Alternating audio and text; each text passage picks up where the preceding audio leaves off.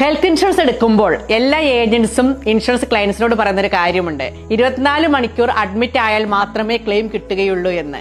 പക്ഷെ 24 മണിക്കൂർ അഡ്മിറ്റ് ആയാലും ക്ലെയിം കിട്ടാത്തൊരു സാഹചര്യം നിലവിലുണ്ട്. ഒരു ഉദാഹരണം പറയട്ടെ.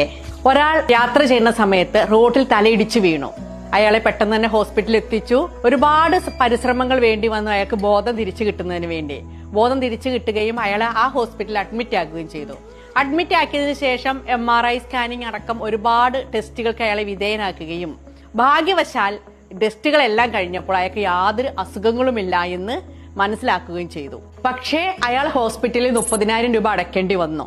കാരണം അദ്ദേഹത്തിന് ഈ ടെസ്റ്റുകളെല്ലാം കഴിഞ്ഞപ്പോൾ യാതൊരു അസുഖങ്ങളും നിലവിലില്ല. ഇങ്ങനൊരു സാഹചര്യത്തിൽ 24 മണിക്കൂർ ഹോസ്പിറ്റലിൽ അഡ്മിറ്റ് ആയാലും നമുക്ക് ക്ലെയിം ലഭിക്കുകയില്ല. എപ്പോഴും ക്ലെയിം ലഭിക്കണമെന്നുണ്ടെങ്കിൽ ടെസ്റ്റുകൾ കഴിയുമ്പോൾ നമുക്കൊരു രോഗം സ്ഥിരീകരിക്കുകയും വേണം.